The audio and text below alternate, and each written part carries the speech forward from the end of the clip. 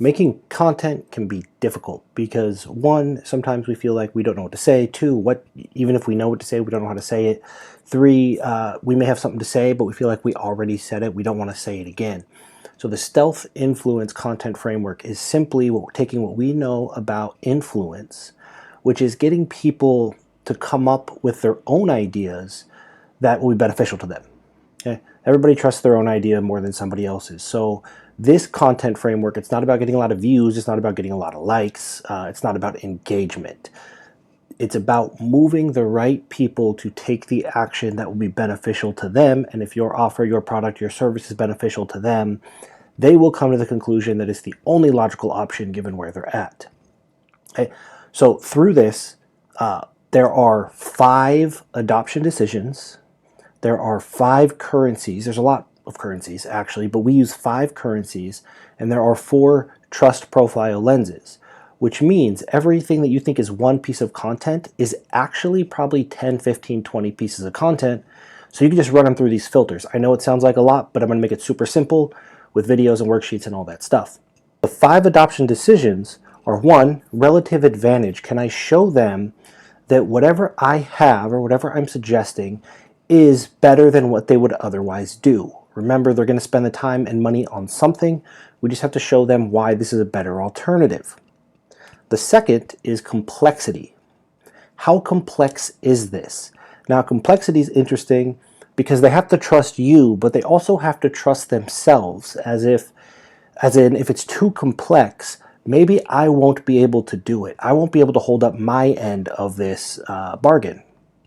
So we need to show them complexity, how complex is it, and we need to show how simple that we can make it. The third is compatibility. Okay? How compatible is this with my lifestyle and my beliefs? I'm a mom, I'm busy, I'm Catholic, I'm Christian, I am whatever, right? Does this product fit within my belief system? Is it compatible with the other beliefs and labels that I carry around? And so we can easily address that. The fourth is trialability. Can I try it? It's like a test drive of a car. Can I just try it to see if, to test the complexity, to test the compatibility, to experience a relative advantage? So how easy or difficult is it for me to try it? Now, this is for the internet, for online stuff, the best way to do trialability is just give them some stuff for free. Say, hey, look, try this. Okay? If it works, come back and ask me for more. If you have a physical product, obviously free samples, test drives, stuff like that. The fifth is observability. Observability, it's similar to trialability, but instead of trying it, can I see somebody else using it? So for example, solar panels.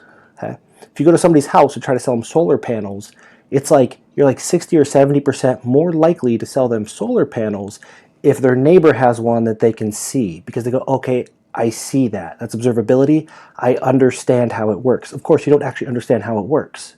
You don't know anything more about solar panels, but being able to observe somebody else do it makes us feel like we understand it better and more likely to take the next step. So relative advantage, complexity, compatibility, trialability, and observability. Okay? Those are the 5 adoption decisions. And the 5 currencies that we typically talk about, we use the acronym TIMER, T-I-M-E-R, time, identity, money, energy, reputation. So you could talk to how this saves you time. You could talk how it saves you money. You can talk to how it increases your identity. Right? If you identify as a Harley Davidson fan, then this Harley Davidson sticker increases that identity. You put it on your car. There you go. You could talk about how it will give you more energy. You could talk about reputation.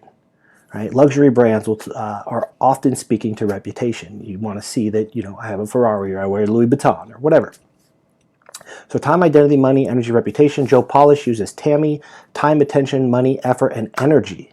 So you see how you can take one story, one client story or one personal story, and you can make a story about the relative advantage and time saved. Then you can make a story about complexity and energy saved, and then you can so on and so forth. So one piece of content is many, many pieces of content.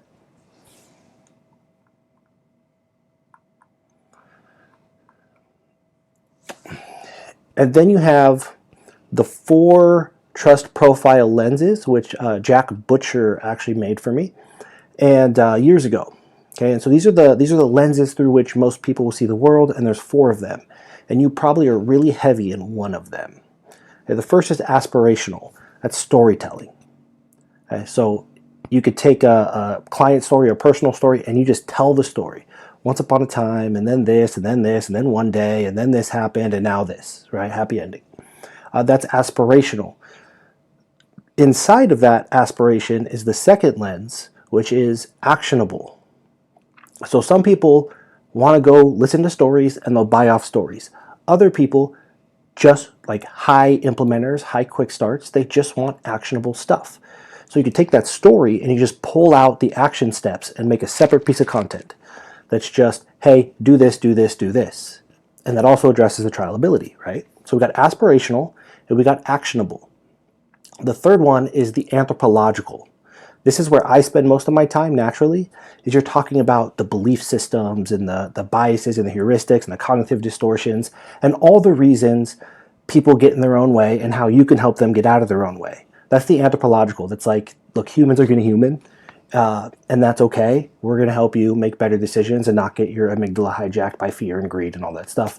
That's the anthropological, totally different lens. So some people will buy off of anthropological content, where others will buy after you give them action step, whereas others will buy from aspirational storytelling. The final one is analytical. So you take that story and you can pull out all the numbers. Okay? There's a segment of the population that they like buy off white papers. They just want to see the numbers. Right? Lost this much weight in this time frame, and exercise this many hours, this many days a week, et cetera, et cetera. Just give them something to analyze. So you see how you could take one story, and that's one piece of content. You can pull out the actionable bit, that's another piece, the anthropological bit, just the human nature part of it, and then the numbers. So there's 4 different pieces of content, and then you could take each one and run them through the trust or the currencies and the adoption decisions. Makes sense? So you get all kinds of content, and more importantly, it may seem like it's the same content, but it's going to hit people differently based on where they're at and what they want to consume. What we don't want to do, just as a warning, is we don't want to cover all of that in one piece of content and think we've done our job. Here's why. Because if somebody wants to know if something is compatible with their belief and they want something actionable that they can do right now to test it, we don't want to put that 7 minutes into a video. We're asking them to watch 7 minutes of stuff they don't care about, hoping to find something they do care about. We actually want separate pieces of content. So we're not saying, well, I put it in the video. It's 11 minutes in. Well, we can't ask somebody to watch 11 minutes of a video hoping to get something that's useful to them. So we actually want to make separate pieces of content so they can immediately get what they need to make a decision whether or not they should take the next step. The next step is typically not an actual step. It's just transferring trust to you in exchange for the value that you have given them. So the Stealth Influence content framework, it's very simple. I taught it live. There's a couple video modules. It kind of walks you through all of this. There's worksheets to help you work through it. Most important thing is that you just start. Okay, you could just make content, run, and then after you make the content, run it through these filters. Okay, the reason I do that is to make sure there's some action. So I would say, do your best to make content, and then come back and run it through the filters, and then make more content and try to get a little bit closer, and then run the filters again. So we're creating first and then refining instead of trying to get it perfect before we create. Because if you do that, you'll never come out with videos. Like this one, I just fired up. I decided 9 minutes and 57 seconds ago I was going to do this. So you can get the full thing, no cost to you. It's been sitting unlisted on YouTube. Made some worksheets for it. Hopefully it's helpful.